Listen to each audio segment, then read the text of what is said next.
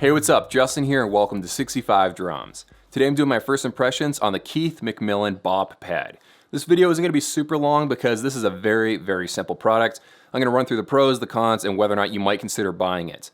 I almost feel like this is the percussion pad for keyboard players. You might understand what I'm talking about a little later on. Okay, so what are you getting here for $200? First of all, it gives you a 10-inch playing surface that's split up to 4 different zones. This is an incredibly thin pad. It's the most thin electronic drum pad I've ever seen in my entire life. It's not actually using piezos, and it's not using FSR. I asked about that. It's actually some sort of smart fabric, so I don't even know what kind of sensor they're using. Now, even though they only have 4 different zones here, you got a lot of control over how you play these. So for example, you can play with your hands, or you can play with drumsticks. There's no crosstalk between the different zones. I tested that. And as far as like how you control it, you get control over the velocity, pitch bend, pressure, and continuous control from the center to the edge. So if you drag your finger from the center of the drum to the edge, it'll actually pitch bend it. They claim that it also has very low latency. I'm not really going to try to do any sound examples here. I think I put some at the very beginning of the video.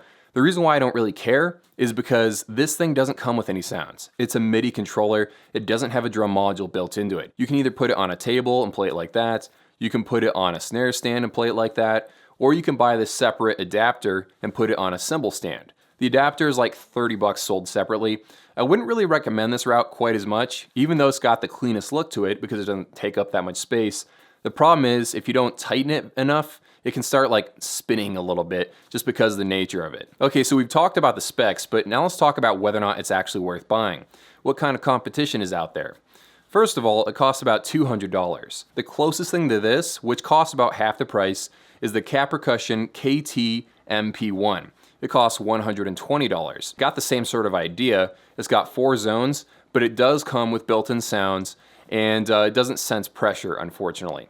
It's a good multipad if you want something like that. Those are 2 good products if you only want something with 4 zones. The BopPad is supposed to be like a no-frills type of a drum pad. It's supposed to take up as little space as possible. It's just trying to be a simple MIDI controller. That's all it's trying to be. But aside from the form factor, the biggest difference between these 2 pads is that the Cat Percussion one can't sense pressure.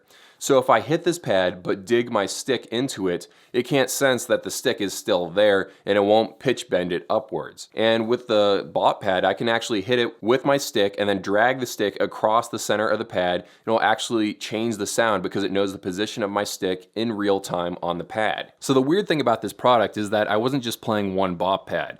I was playing like 3 or 4 or 5 of them. It was crazy. They were just all over this booth. So I tested to see if there was any difference between them and seeing what the trigger accuracy was.